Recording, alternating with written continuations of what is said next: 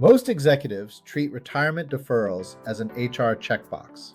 For high-earning professionals, that's a capital allocation blind spot. As marginal rates climb and liquidity events multiply, the 2026 enhanced catch-up provisions are shifting from compliance footnote to operational priority. And if your payroll architecture runs on static rules, you're likely leaving tax arbitrage on the table. What I'm sharing today is educational media and creator opinion only. I'm mapping the systems, safeguards, and strategic integration points I'm seeing in the market. I am not prescribing a roadmap. I'm putting this out to generate feedback, pressure test assumptions, and align on what's actually working. As we navigate the 2026 shift, let's walk through the architecture.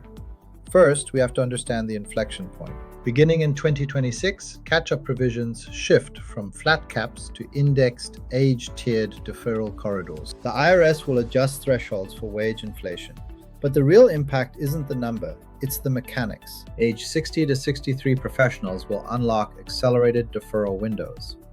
Compensation aggregation rules will tighten around bonuses and awards, and non-discrimination testing will require continuous modeling, not year-end retrofits.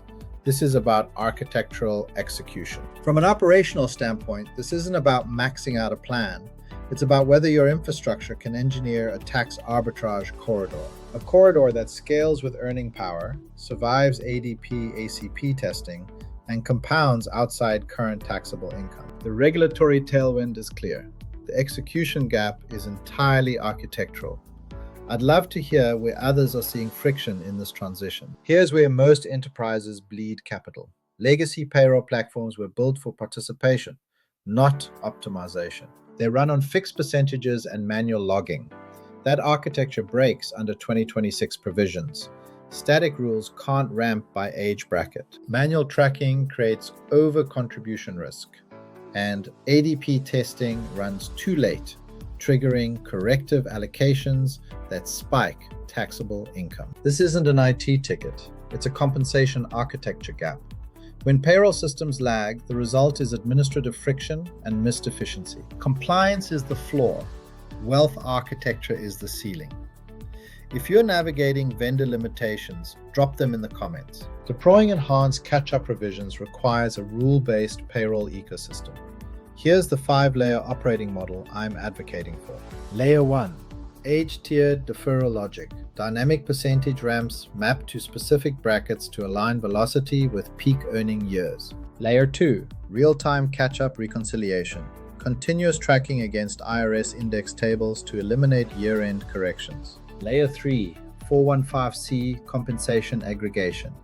Salary, bonus, and equity cleanly mapped into the deferral engine to prevent artificial caps. Layer 4, ADP/ACP simulation middleware. Continuous non-discrimination modeling across participant cohorts to preserve plan eligibility. Layer 5, audit trail and fiduciary reporting. Immutable rule logs and exception flags to reduce ERISA exposure and friction. This requires API-level integration. Rule engines must be version controlled and testable, treated like treasury automation. I'm seeing mixed results on vendor readiness here. Curious which platforms are actually holding up under age-tier routing in your experience. Catch-up architecture doesn't operate in a vacuum. For senior executives, it must align with broader capital strategy. Pre-liquidity tax optimization. Bridge founder or executive liquidity events by shifting taxable compensation before an IPO or sale. Estate liquidity preservation. Qualified plan assets operate outside current taxable income, reducing estate strain and AMT exposure. Executive retention.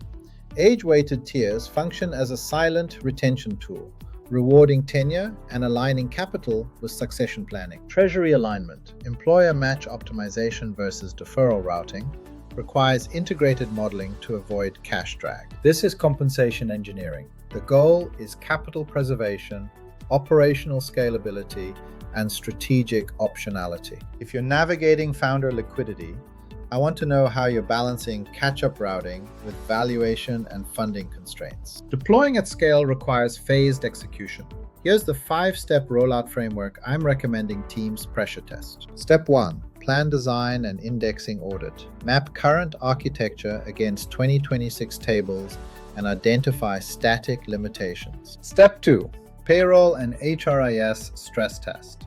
Audit API capabilities and rule engine flexibility. Flag vendor constraints early. Step 3. Rule engine deployment. Implement age-weighted tiers with real-time reconciliation and bonus exception handling. Step 4. Fiduciary and testing safeguards. Deploy continuous simulation and establish sponsor approval workflows. Step 5.